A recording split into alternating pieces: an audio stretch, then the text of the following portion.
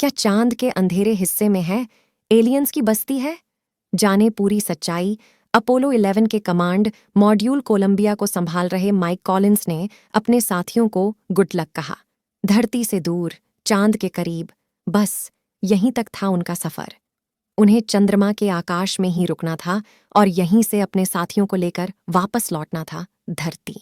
Neil Armstrong और Edwin Aldrin Apollo lunar module eagle के जरिए चांद की सतह पर उतरे।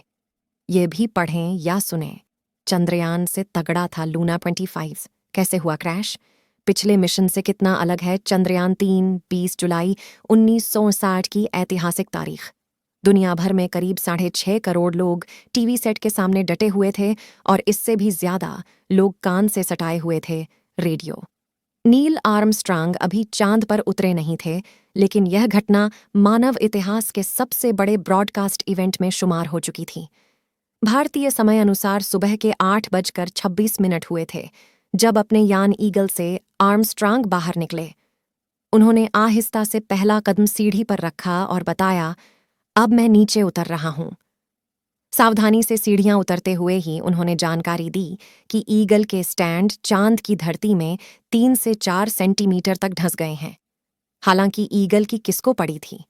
दुनिया को तो देखना था कि चांद पर जब पहली बार इंसान उतरेगा तो क्या होगा। आर्मस्ट्रांग की आवाज फिर आई, अब मैं सीढ़ियों से हट रहा हूं। और यूं चांद को लेकर हजारों बरसों से बुनी गई कल्प कथाएं ढेर हो गईं। वह कोई देवता नहीं था, शायरों के ख्वाबों की महबूबा भी नहीं और बच्चों के प्यारे मामा भी नहीं। धरती का उपग्रह, जहां आर्मस्ट्रांग छोटी छोटी छलांग लगा रहे थे, फुदक रहे थे किसी चिड़िया की तरह। चांद की सतह से उन्होंने पहला संदेश दिया, मनुष्य जाति के लिए यह एक छोटा कदम है, पूरी मानव जाति के लिए एक बड़ी छलांग। उनके 19 मिनट बाद एल्ड्रिन भी नीचे आ गए। ये दोनों यात्री जो कुछ भी देख रहे थे उसे धरती पर 3 जगह रेडियो टेलीस्कोप के जरिए रिसीव कर रिकॉर्ड किया जा रहा था। 2 जगह ऑस्ट्रेलिया में और एक अमेरिका के गोल्डस्टोन ट्रैकिंग स्टेशन में। घंटों की रफ रिकॉर्डिंग थी जिसे टीवी पर ब्रॉडकास्ट करने लायक बनाया गया। चांद पर इंसान के हर कदम को नीचे झमी पर दिखाने का पूरा इंतजाम था, लेकिन क्या वाकई हर चीज दिखाई जा रही थी? अपोलो 11 के मिसिंग टेप्स की वजह से उठा है यह सवाल। दिखने में चांद जितना मासूम और प्यारा लगता है, क्या वह वाकई उतना ही मासूम है?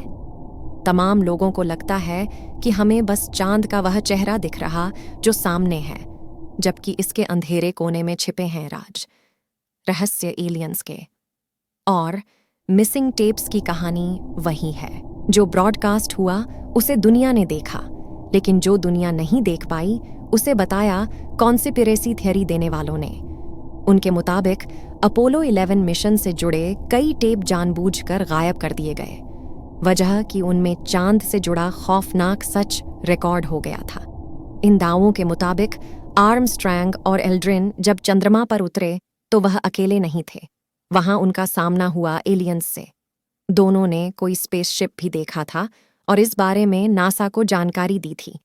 चूंकि तब स्पेस से लाइव प्रसारण की व्यवस्था थी नहीं, इसलिए अमेरिका को मौका मिल गया कि उस सच को काट कर अलग कर दिया।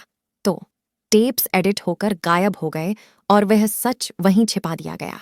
इस थ्योरी को मानने वालों का सबसे बड़ा सवाल है कि 1950 के बाद कोई इंसान चांद पर क्यों नहीं गया। आखिरी बार यूजीन सेरनन ने चांद पर कदम रखा था। इसका जवाब भी कॉन्स्पिरेसी थियरी वाले ही देते हैं कि इंसानों को चेतावनी मिली है एलियंस की ओर से। चंद्रमा को लेकर सबसे बड़ा रहस्य है कि उसके भीतर क्या है। क्या वह अंदर से खोखला है और किसी सभ्यता की कॉलोनी है भीतर? साइंस फिक्शन के पहले लेखक माने जाते हैं H.G. वेल्स। सन 1901 में उनका उपन्यास आया था the first man in the moon. इसमें उनके कल्पना के पात्र ने चांद की यात्रा की थी और पाया कि यह अंदर से खोखला है। इसके भीतर पूरी बस्ती है एलियंस की। कायदे से अपोलो मिशन के बाद इस कल्पना को खत्म हो जाना चाहिए था, लेकिन जैसे जैसे चांद को जानने का सिलसिला आगे बढ़ा, उसके खोखला होने की थियरी और मजबूत होती गई। अपोलो मिशन के दौरान कई सिस्मोमीटर और उपकरण छोड़े गए थे चांद पर। इनका मकसद था भीतरी हलचल का पता लगाना। रिपोर्ट्स के मुताबिक इन उपकरणों ने चांद की सतह के नीचे 700 किलोमीटर तक भूकंप को नापा, वाइब्रेशन नोट किए। यहां तक सब सामान्य था, लेकिन सतह से केवल 20 से 30 किलोमीटर नीचे कुछ ऐसी आवाजें सुनाई पड़ीं जो हैरान करने वाली थीं। वैज्ञानिकों को किसी घंटी जैसी आवाज सुनाई पड़ी। टॉ आशीष कुमार।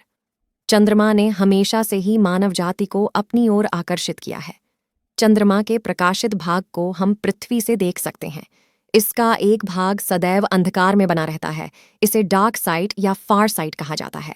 इस लेख में हम चंद्रमा के अंधेरे मून डार्क साइड डॉ आशीष कुमार। चंद्रमा ने हमेशा से ही मानव जाति को अपनी ओर आकर्षित किया है। चंद्रमा के प्रकाशित भाग को हम पृथ्वी से देख सकते हैं। इसका एक भाग सदैव अंधकार में बना रहता है। इसे डार्क साइड या फार साइड कहा जाता है। इस लेख में हम चंद्रमा के अंधेरे क्षेत्र के बारे में बात करेंगे। साथ ही इस क्षेत्र के अनुसंधान में अंतरिक्ष यात्रियों के सामने आने वाली चुनौतियों और हो चुकी खोजों को उजागर करेंगे। इस लेख के माध्यम से चंद्रमा की एक मनोरम यात्रा शुरू करते हैं और अपने आकाशीय पडिडिडहोसी के अंधेरे क्षेत्र में छिपे रहस्यों को उजागर करते हैं। रहस्यों का पिटारा है चंद्रमा का अंधेरा क्षेत्र। चंद्रमा के अंधेरे क्षेत्र को विपरीत क्षेत्र के रूप में भी जाना जाता है।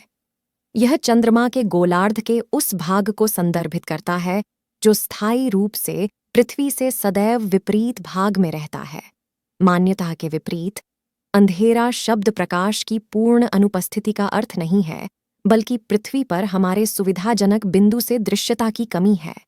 ये क्षेत्र अब तक रहस्य बना हुआ है। तमाम अंतरिक्ष अन्वेषण और तकनीकी प्रगति के बावजूद इस गूढ़ क्षेत्र के बारे में हमारे पास अधिक जानकारी नहीं है। चंद्रमा के अनुसंधान के लिए इतिहास में कई उल्लेखनीय चंद्र मिशन भेजे गए हैं। अपोलो कार्यक्रम, जिसका नेतृत्व नासा ने किया था, ने 1969 और 1972 के बीच चंद्रमा की धरती पर अंतरिक्ष यात्रियों को सफलतापूर्वक उतारा। चंद्रमा के अंधेरे क्षेत्र में अनुसंधान करना किसी चुनौती से कम नहीं है। पृथ्वी के साथ सीधे संचार स्थापित करना एक महत्वपूर्ण चुनौती है, क्योंकि चंद्रमा की डार्क साइड से सीधे संचार संकेत प्राप्त नहीं किया जा सकते हैं। इसके अतिरिक्त क्रेटर और पहाड़ी क्षेत्रों में उपकरणों को संचार की समस्याओं का सामना करना पड्डू आता है। इन बाधाओं को पार करने के लिए योजना, अभिनव तकनीक और सटीक निष्पादन की आवश्यकता होती है। संचार बाधा से निपटने के लिए अंतरिक्ष एजेंसियों ने चंद्रमा की कक्षा में स्थित उपग्रहों तकनीकी रूप उन्नत किया है। ये उपग्रह मध्यस्थ के रूप में कार्य करते हैं, अंधेरे क्षेत्र में स्थित अनुसंधान करने वाले रोवर से संकेत प्राप्त करते हैं और उन्हें पृथ्वी पर वापस संचारित करते हैं। इस सफलता ने चंद्रमा के दूर के हिस्से का पता लगाने और संवाद संचार करने की हमारी क्षमता में क्रांति ला दी है। अगर आपको हमारा यह वीडियो अच्छा लगा तो वीडियो को लाइक करके चैनल को सब्सक्राइब जरूर कर लीजिएगा और कमेंट में जय हिंद, जय इसरो जरूर लिखें।